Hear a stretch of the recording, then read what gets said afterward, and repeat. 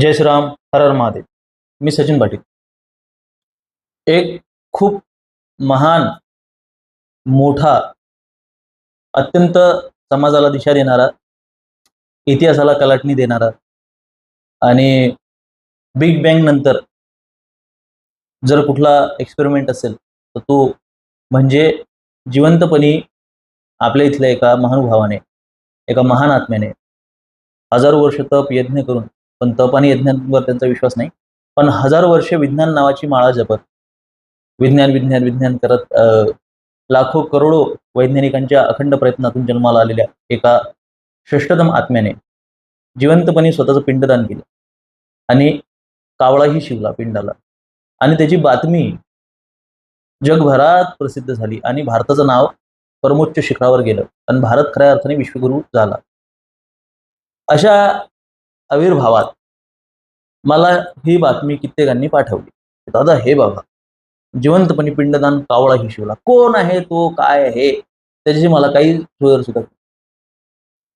पण ज्या पद्धतीनं अशा गोष्टींना प्रसिद्धी दिली जाते आपल्या देशामध्ये, आपला देश हा किती रिकामचोट आहे, किती भिकारचोट लोक आपल्या देशामध्ये भरलेली आहेत आणि सगळ्या जगातल्या समस्या सोडून ग्रहणामध्ये भाजी चिरणे, पिंड दान करणे, कुठे कीर्तनावर बंदी घालणे, कुठे 13व्यावर बंदी घालणे, कुठे श्राद्ध न करणे, ह्या गोष्टी किती जीवनावश्यक आहेत आणि किती धर्मद्वेष, ब्राह्मण द्वेष या समाजामध्ये भिनला. आणि अधिकाधिक ब्राह्मण द्वेष आणि धर्मद्वेष भिनल्यानंतर, ब्राह्मणांना अधिकाधिक बायकॉट केल्यानंतर भारत कसा विश्वगुरू बनणार आहे आणि भारतातल्या समस्या कशा चुटकीसरशी संपणार आहेत, या पद्धतीने प्रतिपादन करणाऱ्या मूर्ख बेअक्कल पामरांचा हा देश हळूहळू होत चाललेला आहे. सर्वात महत्त्वाची गोष्ट म्हणजे की या गोष्टीचं खंडन करताना, तशी क्रिया जिवंतपणे केली याचं खंडन करत असताना मी याच्यामध्ये इथे काहीतरी विज्ञान घेऊन येणार आहे. इथे बघा अशा पद्धतीने ऊर्जा जागृत होते आणि त्या कावड्याच्या स्वरूपामध्ये, हे फालतूगिरी मी कधीच करत नाही. मी म्हणत असतो की धर्माच्या विधी, धार्मिक विधी ह्या धार्मिक विधी आहेत, त्याला विज्ञानाच्या कुबड्यांची आवश्यकता नाही. जगभरातल्या कुठल्याही देशामध्ये कुठल्याही विधीला अशा पद्धतीने त्यांना वैज्ञानिक स्पष्टीकरण देण्याची आवश्यकता नसते. या जगातली, भारतातली सगळ्यात मोठी अंधश्रद्धा ही आहे की हा देश अंधश्रद्धेमुळे मागे आहे आणि या देशामध्ये अंधश्रद्धा आहे म्हणून आपल्या देशाची ही परिस्थिती आहे. ही अंधश्रद्धा निर्मूलन समिती नावाच्या एका थोतांड पसरवणाऱ्या एका संघटनेचं हे थोतांड आहे की आपल्या देशाच्या प्रगतीचा अंधश्रद्धेशी काळीचाही संबंध नाही. आपल्या देशापेक्षाही काही पटीने अंधश्रद्धाळू देश आपल्या देशाच्या खूप पुढे आहेत. याच्या कित्येक उदाहरणे मी यापूर्वी सुद्धा दिलेले आहेत. आज परत मी काही उदाहरणं तुम्हाला देतो. सर्वात महत्त्वाची गोष्ट म्हणजे की कुठलंही रिच्युअल, कुठलंही कस्टम, कुठलीही मान्यता जी आहे, त्या मान्यता केवळ भारतात आहेत अशातला भाग नाहीये. ही जी पितरांची पूजा आहे, ती पूजा केवळ भारतात केल्या जाते अशातला भाग नाहीये. साऊथ कोरियामध्ये जो त्यांचा मुख्य धर्म आहे, साऊथ कोरियन लोकांचा शॅमिनिझम, तो मुळातच पितरांच्या पूजेवर आधारलेला धर्म आहे. पण तरी सुद्धा आपण साऊथ कोरियाची प्रगती बघू शकता. किंवा या जगभरात असे कित्येक की जे केवळ पितरांना पुजतात किंवा ते दरवर्षी अशा पद्धतीने वेगवेगळे रिच्युअल्स करतात. तुम्ही जर का साधा स्वतःवर उपकार केला आणि तुम्ही गुगल केलात तर आफ्रिकेपासून ते आशियापर्यंत, अमेरिकेपासून ते सर्व पूर्ण युरोपापर्यंत सगळीकडे अशा पद्धतीने वेगवेगळ्या माध्यमातून पितरांच्या पूजा केल्या जातात हे तुमच्या लक्षात येईल. केवळ सगळ्या समस्या आपल्या देशामध्येच आहेत, ही जी आपल्या याच्यात मानसिकता भरून दिलेली आहे ना, भयंकर आहे. साधं उदाहरण घ्या हो, आपल्या देशामध्ये जातीवाद आहे, आपल्या देशामध्ये जातीवाद आहे, जातीवादामुळे आपण मागे राहिलो. बुराकिमिन नावाची एक कम्युनिटी आहे, बुराकिमिन जपानमधली कम्युनिटी आहे. या कम्युनिटी सोबत इतक्या लेव्हलचा जातीवाद होतो आजही चांबड्याचा व्यवसाय करणारे किंवा चांबड्याच्या संदर्भात किंवा मृत जनावरांच्या संदर्भात व्यवसाय करणारा हा जो समाज आहे बुराकिमिन, की जपानमध्ये एक लीगल एजन्सी काम करते तुमची आयडेंटिटी मिटवणारी. ही आयडेंटिटी मिटवणारी लीगल एजन्सी कामात त्याच्यासाठी आली की बाबा तुमचं आडनाव वगैरे, तुमची आयडेंटिटी, तुमचा जन्म सगळं काही ते संपवतात की तुम्ही त्या कम्युनिटीला बिलॉंग करताय हे कोणाच्या लक्षात येऊ नको. आणि तिथे पर्सनल लॉ खूप स्ट्रिक्ट आहेत. तुमचं व्यक्ती स्वातंत्र्य आहे, तुमची पर्सनल इन्फॉर्मेशन तिथे कोणालाही शेअर करता येत नाही. त्याला सगळ्यात महत्त्वाची गोष्ट म्हणजे तिथली जाती व्यवस्था. काय असतं माहिती आहे काय, की आपण जे असं जे व्हॉट्सअप युनिव्हर्सिटीमध्ये राहतो किंवा ही अंधश्रद्धा निर्मूलन समिती नावाची ही जी संघटना आहे, ही जगाची सगळ्यात जास्त अंधश्रद्धा पसरवते. आज तुम्ही म्हणता पिंडदानाबद्दल, अरे इटली सारख्या देशामध्ये मी 1000 वेळा ही गोष्ट सांगितलेली आहे की इटली सारख्या देशामध्ये किंवा व्हेटिकन सिटीमध्ये तुम्हाला जर का सर्वोच्च पदावर जायचं असेल तर तिथे तुम्हाला 3 चमत्कार केल्याशिवाय तुम्हाला तिथे एक्झॉर्सिस्ट किंवा तिथं पाद्री म्हणून तुम्हाला मान्यता मिळत नाही. तुम्ही त्याचं सगळ्यात मोठं उदाहरण म्हणजे गॅब्रियल एमॉर्थ नावाचा सगळ्यात मोठा एक्झॉर्सिस्ट, जो स्वतः हजारो लोकांच्या अंगातलं भूत काढल्याचा दावा करतो. त्याच्या जीवनावर चित्रपट बनतात हॉलिवूडमध्ये, पण तिथे कुठली अंधश्रद्धा निर्मूलन समिती जाऊन त्याचा विरोध करत नाही की तुझ्यामुळे आमची इटली मागे राहिली. अशा पद्धतीने की रिच्युअल्स केल्यामुळे आपला देश मागे राहतो, बघा पिंडदान केल्यानंतर आम्ही कशा पद्धतीने या देशाला समृद्धीच्या पथावर नेत आहे, अशातला तर काही भाग नाही आहे ना. हे प्रयोग हे फालतूगिरी केल्या का जाते, याला इतकं व्हॅल्यू का दिलं जाते? एक सगळ्यात महत्त्वाची गोष्ट म्हणजे की कुठल्याही पद्धतीचा जे विधी असतो, तो विधी हा संपूर्णतः भावनिक असतो, त्या धर्माशी जुळलेला असतो. मुळातच तुम्ही आपल्या धार्मिक स्वातंत्र्याच्या ज्या मान्यता आहेत त्याचं उल्लंघन करताय. तुम्ही ज्या ज्या खिल्ली उडवताय एखाद्या मान्यतेची, त्याची तुम्हाला करण्याची तशी आवश्यकता नाही आहे. तुम्ही लोकांच्या जनभावना दुखावताय. जिवंतपणी पिंडाला कावळा शिवळा म्हणजे काही खूप मोठी दिव्य गोष्ट झालेली नाही. तुम्हाला जर माहिती असेल की आपल्या देशामध्ये जी सलिंग संन्यासाची परंपरा आहे, जी संन्यासी परंपरा आहे, जे दशनामी आहेत, जे साधू आहेत आणि जे आपले अघोरी आहेत, या देशामध्ये ही जी आखाड्यांची परंपरा आहे, ते संन्यास घेण्यापूर्वी स्वतःचं पिंडदान करतात. जेव्हा ते स्वतःचं पिंडदान करतात तेव्हा सुद्धा पिंडाला कावळा शिवतो. पिंडाला कावळा शिवणे ही एक औपचारिकता आहे. पिंडाला कावळा शिवणे ही एक मान्यता आहे. भाव तिथे देव. तुम्ही फक्त तिथे डोलारा उभा केलेला आहे, पण त्या डोलारा उभा केल्यानंतर त्याच्यामध्ये भाव आहे का? आज आपण जर का आपल्या पुराणांमधल्या कथा जर का बघितल्या, त्या पुराणांच्या कथा काय असतात, त्या द्योतक असतात, त्या इंटरप्रिटेशन असतात तुमच्या वैदिक ज्ञानाचं किंवा उपनिषदांच्या ज्ञानाचं. त्या कथा जशाच्या तशा घ्यायच्या नसतात, त्याच्यातला बोध महत्वाचा असतो. या कथा कशा पद्धतीने आहेत की श्रीकृष्णाची सुवर्ण तुला होत आहे किंवा हनुमंतराय जेवण करायला बसलेले आहेत, तेव्हा सुवर्ण तुला होत असताना किंवा जेवण करत असताना इकडे स्वयंपाकी थकून जातात पण हनुमंतरायांचं पोट भरत नाही, किंवा इकडे सोनं संपून जाते पण कृष्णाची सुवर्ण तुला होत नाही.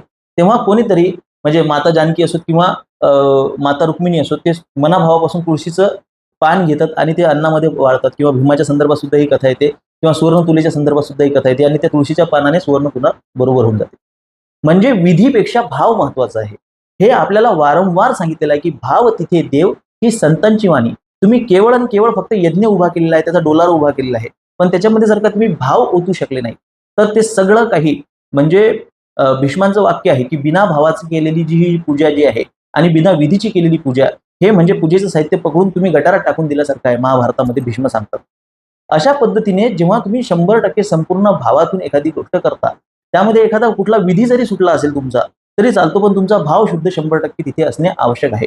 भावाविना ह्या गोष्टींना काही किंमत नसते, ती केवळ एक भौतिक क्रिया आहे. ती तुम्ही करा अथवा नका करू, त्याला काही एक फरक पडत नाही. तुम्ही केवळ एक फिजिकल ऍक्टिव्हिटी केलेली आहे दशक्रियेच्या नावाने, मग तिथे तो कावळा आलाय आणि तो शिवलाय, त्याने काय फरक पडतोय? त्याच्यामध्ये जे अंतःकरणातून तुमच्यामध्ये भाव पाहिजे. आणि हेच कारण आहे की मी जेव्हा म्हणतो की जेव्हा विज्ञानवादी लोकांचे मायबाप मरतात, त्यांना तुम्ही पेटवता कशाला, त्यांना पुरता कशाला? तुम्ही एक काम करा ना, त्यांना कुत्र्यांना खाऊ घाला ना. त्याने काय फरक पडणार आहे कुत्र्याने खाल्लं तर? दाभोळकरांच्या फोटोला हार नाही घातला तर काय फरक पडणार आहे? त्याच्या मागे कुठल्या पद्धतीचं विज्ञान आहे? प्रत्येक गोष्ट वैज्ञानिक दृष्टिकोनातून बघायची नसते, काही सोपस्कर असतात. उदाहरण झालं तर जिंकल्यानंतर शॅम्पेन फोडणे, त्याच्या मागे काय हे विज्ञान आहे? वाढदिवसाला केक कट करणे, त्याच्या मागे काय विज्ञान आहे? तर हे सोपस्कर आहेत, ह्या मान्यता आहेत, ह्या सगळ्या भावाचा खेळ आहे. आज आपल्याला सगळ्याच गोष्टी माहिती आहेत, या ज्या आपण आविर्भावात जगतो. आपण एक गोष्ट लक्षात घेतली पाहिजे की देअर इज अ प्लासिबो. तुम्ही जी गोष्ट करता त्या गोष्टीचा तुमच्या जीवनावर कशा पद्धतीने परिणाम पडतो, तो एक प्लासिबो इफेक्ट असतो. प्लासिबो इफेक्ट काय आहे की एखाद्या व्यक्तीला समजा मनोभावे जर का भाव, तुम्ही एखादी गोळी दिली चघळायला आणि त्याला सांगितलं की याने त्याचा आजार बरा होणार आहे, तेव्हा त्याचा आजार बरा होतो, त्याला प्लासिबो इफेक्ट म्हणतात. आणि हा प्लासिबो आज मेडिकल सायन्समध्ये सुद्धा वापरला जातो. एमिटो मसोरीने या विषयावर अध्ययन केलं आणि त्यांना सुद्धा विज्ञानवादी आजकालचे त्यांच्या सुद्धा आक्षेप आहेत, त्यांना सुडो सायंटिस्ट वगैरे म्हणतात, पण ते खूप मोठं नाव आहे. त्यांनी बॉइल्ड राईस एक्सपेरिमेंट केला.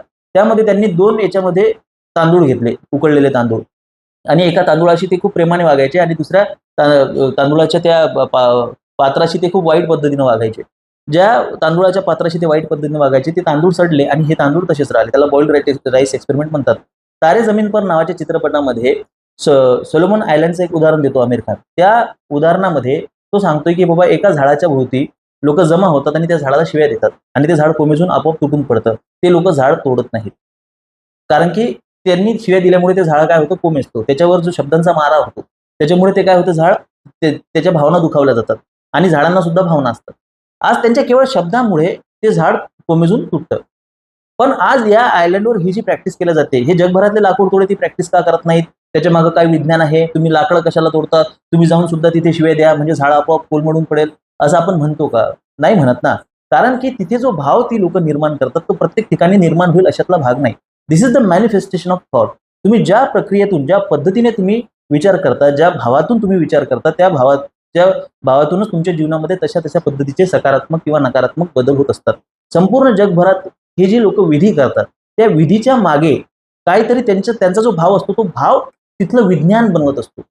वैज्ञानिक दृष्टिकोन म्हणजे नेमकं काय आहे हे सुद्धा आम्ही एक्सप्लेन करू शकत नाही आजच्या काळामध्ये, की नेमकं तुम्ही वैज्ञानिक दृष्टिकोन कशाला म्हणता, नेमकं विज्ञान काय आहे हे सुद्धा आपण एक्सप्लेन नाही करू शकत. हे जे स्वतःला जे वैज्ञानिक बुळाचे समजतात ना, यांना विज्ञानाचं झाडभर सुद्धा ज्ञान नसतं.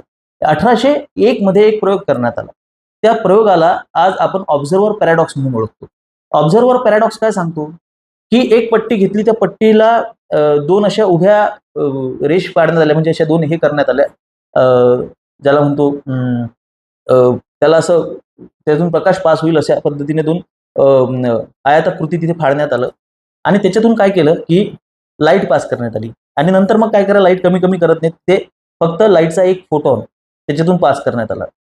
तर लाईटचा फोटॉन जेव्हा त्याच्यातून पास करण्यात आला ना, तेव्हा एक गोष्ट त्यांनी ऑब्झर्व केली की तो लाईटचा एकच फोटॉन त्या दोन्ही पट्टीतून जातोय आणि समोरच्या भिंतीवर पडतोय. मग एकच फोटॉन त्याच्यातून दोन याच्यातून कसा पास होतोय. तर ते जेव्हा ऑब्झर्व करत होते ना, तेव्हा फोटॉन तिथे जाऊन थांबायचा आणि यांचं ऑब्झर्वेशन जर काय काढून घेतलं तेव्हा तो त्याच्यातून पास व्हायचा. फोटॉन हे सजीव गोष्ट नाहीये. मग त्याच्यात चैतन्य कसं आलं, त्याला बघत असताना तो का थांबतो आणि बघत नसताना तो का पास होतो. हे व्हॉट्सअप युनिव्हर्सिटी नाहीये. ऑब्झर्व्हर पॅराडॉक्सवर अभ्यास करा.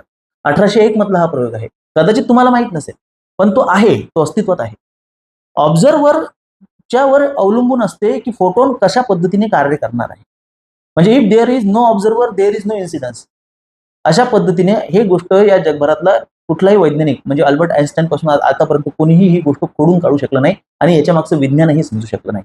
जर का ऑब्झर्व्हरवर जर का फोटॉन कशा पद्धतीने रिॲक्ट करतात हे जर का डिपेंड असते, तर तुमच्या मनातला जो भाव आहे, तुमचं जे जग आहे, क्वांटम फिजिक्स सांगतं you do not have the world until your brain enters into it or creates it.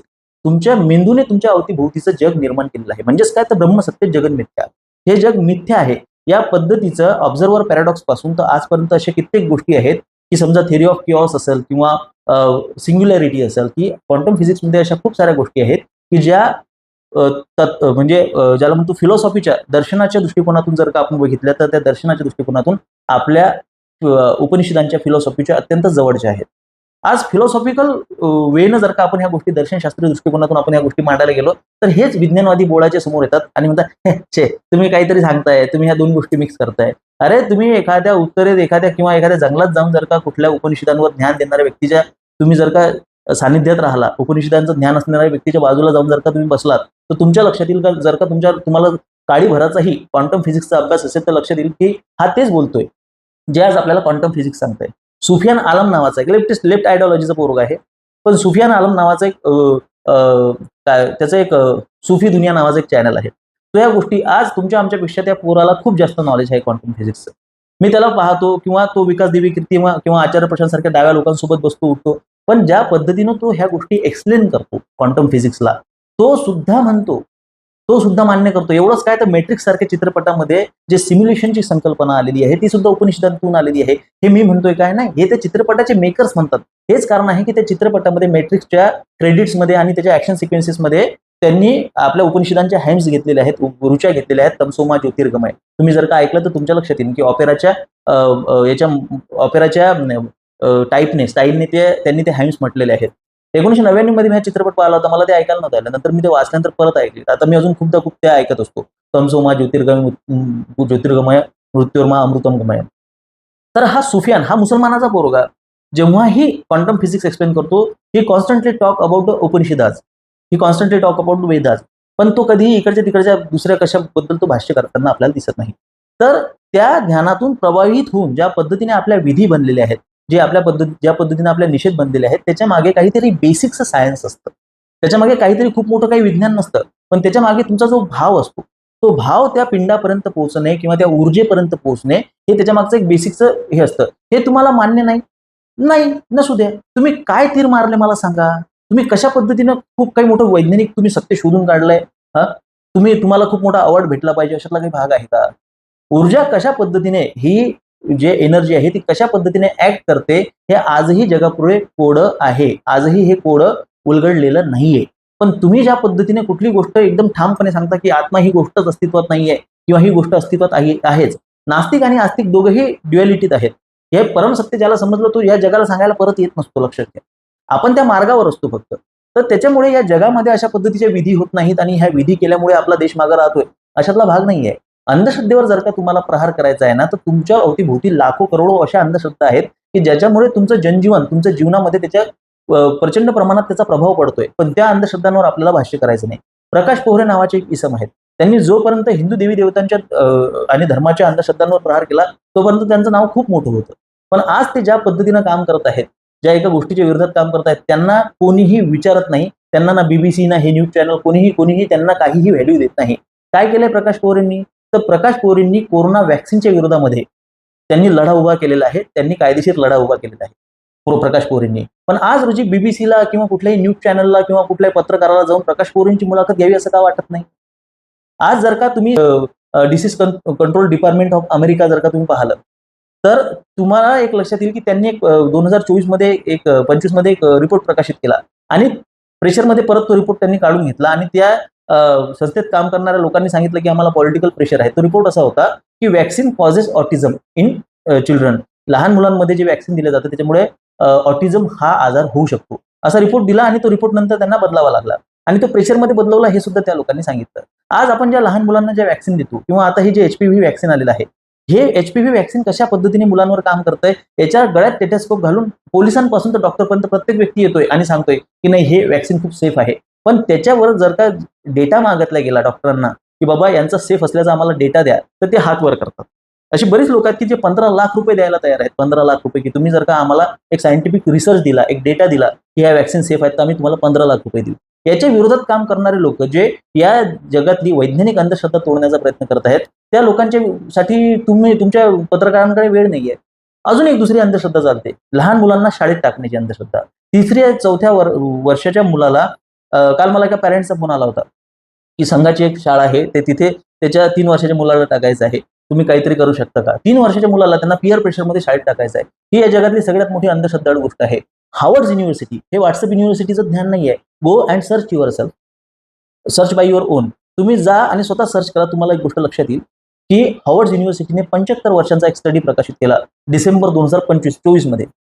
काय होतं ते तो स्टडी, की त्या स्टडीमध्ये त्यांनी सांगितलं आहे की जे प्रतिभावान मुलं आहेत, जे जीवनामध्ये यशस्वी होतात, ते मुलं काय करतात? 75 वर्षाचा हार्वर्ड युनिव्हर्सिटीचा स्टडी सांगतोय की जी 30 मुलं यशस्वी होतात, की ती मुलं सर्वात जास्त प्रज्ञावान होतात, की जे मुलं आई वडिलांच्या सांगण्यावर घरातली कामं करतात, झाडू पोछा लावतात, जे घरामध्ये टाइम स्पेंड करतात, ती मुलं जे 3 वर्षाची असताना शाळेत जातात. या सिस्टीमच्या पूर्ण जग विरोधात आहे. होम स्कूलिंग ही संकल्पना येत आहे, पण आपण 3-3 वर्षाच्या मुलांना शाळेत टाकतो कारण कॉम्पिटिशनचं जग आहे, याला आम्हाला प्रज्ञावान बनवायचं आहे, याला आम्हाला सक्सेसफुल बनवायचं आहे. ही अंधश्रद्धा आहे. या अंधश्रद्धेच्या विरोधात बोलताना कधी कोणी दिसत नाही. आज डव सारखं शॅम्पू आणि साबण आपल्या देशामध्ये चालतं. त्याच्यामध्ये लिलियल नावाचा एक कंटेंट असते, जगभरात बॅन आहे, बऱ्याचशा देशांमध्ये बॅन आहे. त्याच्यामुळे नपुंसकत्व येतं. पण हे डव वापरल्याने चेहरा नरम पडतो, सॉफ्ट होतो, ते मॉइश्चरायझिंग बार आहे, ते साबण नाहीये, अशा पद्धतीची ऍड आपल्या देशांमध्ये चालते. या अंधश्रद्धेच्या विरोधामध्ये कधी कोणी भाष्य करताना दिसत नाही. MC मेहता नावाचे एक एन्व्हायरमेंटलिस्ट होते, अटर्नी होते. ते MC मेहतांनी आपल्याला आज खूप सारे उपकार करून ठेवलेले आहेत. त्याच्या मदतीने किंवा अनिल अग्रवाल नावाच्या एका इसमांच्या मदतीने किंवा जॉर्ज फाउंडेशनच्या मदतीने, हे जॉर्ज हे आर्मीत होते, डायनामाइटच्या स्फोटमुळे ते अमेरिकेत गेले त्याचे रिराज करण्यासाठी, कानाचा पडदा फाटला होता. तेव्हा त्यांच्या लक्षात आलं की आपल्या जगभरातल्या मुलांचा IQ हा जबरदस्तीने ड्रॉप केला जातोय, कारण की वातावरणामध्ये लीड आलेलं आहे आणि हे लीड काय करतंय, मुलांच्या IQ वर जबरदस्त परिणाम करतंय. निडलमॅन नावाच्या एका डॉक्टरांनी हा शोध लावला होता आणि त्यांनी क्लेअर पॅटरसन नावाच्या जे वैज्ञानिक होते, ज्यांच्यामुळे आपण या पृथ्वीचं एज समजू शकलो किती आहे, त्या सायंटिस्टची एक स्टडी होती की त्यांनी सांगितलं की ह्या 20 वर्षामध्ये जेवढं, म्हणजे त्यांनी ज्या काळात स्टडी केला, जेवढं लेड आपल्याला जमिनीत सापडलेलं आहे ते पेट्रोलियममुळे आहे.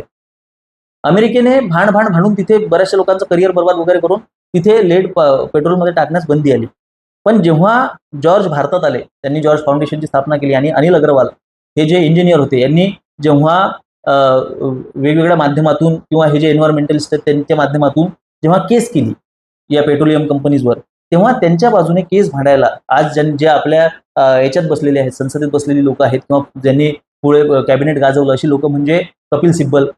प्रत्येक वेळी चुकीच्या गोष्टीसाठी केस उचलणारा माणूस आहे. कपिल सिब्बल असतील, नरिमन म्हणून एक वकील होते तेव्हा, P चिदंबरम होते, अरुण जेटली होते. ह्या 4 लोकांनी कंपनीच्या बाजूने केस भांडली आणि सांगितलं की वातावरणात लेड असल्यामुळे आपल्या जनजीवनावर परिणाम होतो किंवा मुलांचा IQ ड्रॉप होतो, ही अंधश्रद्धा आहे. आणि त्यांनी कंपन्यांच्या बाजूने केस भांडली. पण ते तर सुदैव आहे आपलं की तेव्हाही या कंपन्या केस हारल्या आणि पेट्रोलियम मधून लेड काढलं. पण सगळीकडून काढलं का नाही? आज आपण पेंट देतो त्याच्यामध्ये सुद्धा लेड आहे. आज आपण मॅगी खाऊ घालतो मुलांना त्याच्यामध्ये सुद्धा लेड आहे. जबरदस्तीनं आपल्या मुलांचा IQ ड्रॉप केला जातोय. जबरदस्तीनं आपल्याला अशा पद्धतीचं खाद्यपदार्थ खाऊ घातले जात आहे.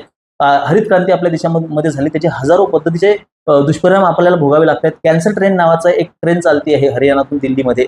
त्याच्यामध्ये फक्त कॅन्सर पेशंट असतात. एंडोसल्फान आणि सुपरफॉस्फेट या 2 घटकांमुळे आपल्या देशामध्ये कॅन्सरचं प्रमाण वाढलेलं आहे. पण आपण खापर फोडतो तंबाखू आणि दारूच्या डोक्यावर. अशा पद्धतीच्या कित्येक अंधश्रद्धा आपल्या समाजामध्ये आहेत की बाबा अमुक एक गोष्ट खाल्ली पाहिजे. प्रोटीन डाएट नावाची एक अंधश्रद्धा आलेली आहे की जी गोष्ट फेकून द्यायची होती त्याला पावडर फॉर्ममध्ये कन्व्हर्ट करून तुम्हाला व्हे प्रोटीन नावाने खाऊ घातलं जाते. असं मी म्हणतोय का? तसा आपला रॅन फर्नांडो नावाचा न्यूट्रिशनिस्ट आहेत, जे की विराट कोहलीचे न्यूट्रिशनिस्ट आहेत. गेल्या व्हिडिओत मी बोललो होतो. त्यांनी सांगितलेलं आहे की एक फेकून देणारा पदार्थ की गव्हर्नमेंटने बंदी आणली युरोपियन कंट्रीजमध्ये, अमेरिकेमध्ये, की बाबा हे जे तुम्ही वॉटर बॉडीजमध्ये हे जे बटर मिल्कचं पाणी सोडताय, जे तुम्ही कॉटेज चीज बनवल्यानंतर त्याच्यामुळे एक अलगीच डेव्हलप होती आहे.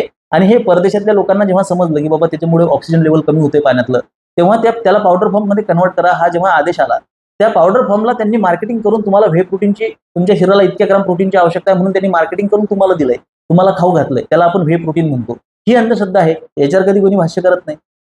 अशा हजारो लाखो मार्केटिंग स्ट्रॅटेजीमध्ये आपण फसलेलो असताना, हजारो लाखो पद्धतीनं तुमचं जीवन बर्बाद होत असताना, आपल्या देशातल्या दीड शहाण्यांना, आपल्या देशातल्या पागल लोकांना, मूर्ख लोकांना मी जिवंतपणे पिंडदान केलं, अरे लय तू झाटोपट केली, खूप तू तोफ आहेस, आणि त्याच्याबद्दल तुम्हाला काय आविष्कार केलाय, अशा पादऱ्या गोष्टी करणाऱ्या लोकांना तुम्ही डोक्यावर घेता, ज्याची काही एक आवश्यकता नाहीये. तुम्हाला काय वाटतं हे 2 मिनिटं चर्चेत बसू शकतात का आमच्यासोबत? विज्ञानवादावर म्हणा, कुठल्याही गोष्टीवर म्हणा. अरे हा ज्याचा त्याचा भाव आहे. तुम्ही मला अजी मी ब्रह्म पाहिला या आविर्भावात तुम्ही कशी फिरता? या जगातली चुतिया जमात म्हणून तुम्ही नास्तिकांना लक्षात घ्या.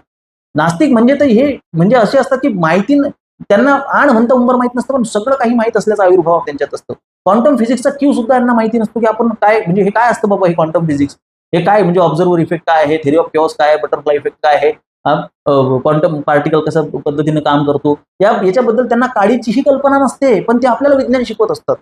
ते आपल्याला सांगत असतात की नाही हे असंच आहे, जे मी डोळ्याने पाहतो त्याला सत्य समजतो. अरे क्वांटम फिजिक्सच सांगते की डोळ्यानं पाहत असलेली गोष्टच असत्य आहे.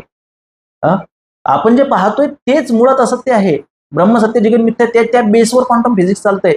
पण हे दीड शहाणे आपल्याला ऊर्जा म्हणजे जळाशिवाय चैतन्याचं अस्तित्व नाही असं एक शाम मानवचा व्हिडिओ उपलब्ध आहे. तो म्हणतो जळाशिवाय चैतन्याचं, माझ्याकडून तो हरवला, माझ्या हल्ल्यात तो व्हिडिओ गेला. तो व्हिडिओ झाला खतरनाक होता तुम्हाला सांगतो.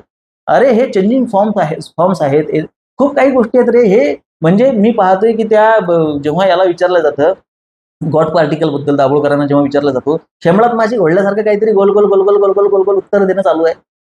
काही त्याच्यामध्ये तथ्य नाही, काही तथ्यपूर्ण तो व्यक्ती बोलत नाहीये. पण असं बोलल्यानंतर, विज्ञान हे नाव वारंवार घेतल्यानंतर, विज्ञान केल्यानंतर आपण हुशार होतो. आपण जेव्हा धर्मावर टीका करतो, टिप्पणी करतो, तेव्हा आपल्याला हुशार संबोधलं जातं. हे च्युतियागिरी आमच्या देशामध्ये चालत असल्यामुळे ह्या लोकांचं फार होतं. या मूर्ख लोकांना काय आहे आपल्या श्रीराम लागूचं नास्तिक असण्याबद्दलचं स्टेटमेंट, मी लहान असताना कुत्र्याने प्रसाद खाल्ला म्हणून मी नास्तिक झालो. वैभव मागले म्हणते मी लहान असताना माझी चप्पल चोरीला गेली म्हणून मी नास्तिक झालो. आमचे एक मित्र आहेत त्यांची बायको पळून गेली म्हणून ते नास्तिक झाले. अबे अशा पुचाट कारणामुळे नास्तिक झालेली तुम्ही लोक, तुमच्या काय बौद्धिक क्षमता आहेत रे, तुमच्या काय पात्रता आहेत? मुळातच नास्तिक किंवा आस्तिक असणे ही चॉईस असली पाहिजे. पण नास्तिकतेचा ढोल पिटणे आणि तो ढोल हिंदू धर्माच्या विरोधात पिटणे जर तुम्ही चालू करत असाल तर तुमच्या मूर्खपणाला आम्हाला आरसा दाखवावा लागेल. या मूर्ख लोकांना जोपर्यंत आपण डोक्यावर घेऊन नाचत राहू तोपर्यंत आपला देश मूर्ख शिरोमणी होणार आहे, विश्वगुरू व्हायचा राहिला. त्याच्यामुळे आस्तिकता नास्तिकता हा व्यक्तिगत प्रश्न आहे, त्याचा तुम्ही प्रचार प्रसार करू शकता. पण अशा पद्धतीने ढोल बळवून आणि याच्यापेक्षा तर तुम्हाला सांगतो हे असे कार्यक्रम पाहण्यापेक्षा या देशामध्ये गौतमी पाटीलचे कार्यक्रम व्हावेत. मनोरंजनही होतं, लोकांना समाधान वाटतं. अशा पद्धतीचे फसवे कीर्तनकार आलेले आहेत, अशा पद्धतीचे फसव्या बातम्या आलेल्या आहेत, अशा पद्धतीने फसवे नास्तिक आलेले आहेत की जे तुम्हाला म्हणजे कीर्तनकारांनी सुद्धा आजकाल विज्ञानवादात, जेही विज्ञानवाद हा शब्द आल्यापेक्षा तुम्ही लावण्या बघा, तुम्ही तमाशे बघा, तुमच्या जीवनाचं कल्याण होईल. पण असल्या पुचाट लोक, अशा फालतू लोकांच्या नादी लागणे म्हणजे प्रभू रामचंद्राचं नाम स्मरण करा, जप करा, नाम मार्गाचा हरिपाठ करा, हे तर मी सांगतोच. पण त्याच्यात मन लागत नसेल तर लावण्या बघा, तुम्ही वेश्यागमन करा, तुम्ही कुठल्या बदनाम गल्ल्यांमध्ये जा, त्या बुधवार पेठमध्ये रोनक आणा. पण ह्या फालतू लोकांच्या नादी लागू नका, तुमच्या जीवनाला बर्बादी झाल्याशिवाय राहणार. प्रभू रामचंद्रांचं नाव घ्या, जीवनाला समजून घेण्याचा प्रयत्न करा. विज्ञानवादाचा अभ्यास करा, खरं विज्ञान, खरं क्वांटम फिजिक्स कशा पद्धतीने आपल्याला अधिकाधिक जागरूक करत जातं, कशा पद्धतीने अधिकाधिक उपनिषदांच्या आपल्याला जवळ घेऊन जातं, त्याचा अभ्यास करा. या फालतूगिरीच्या नादी लागू नका. माझे विचार पटत असतील तर सहकार्य असू द्या. धन्यवाद. जय श्रीराम. हर हर महादेव.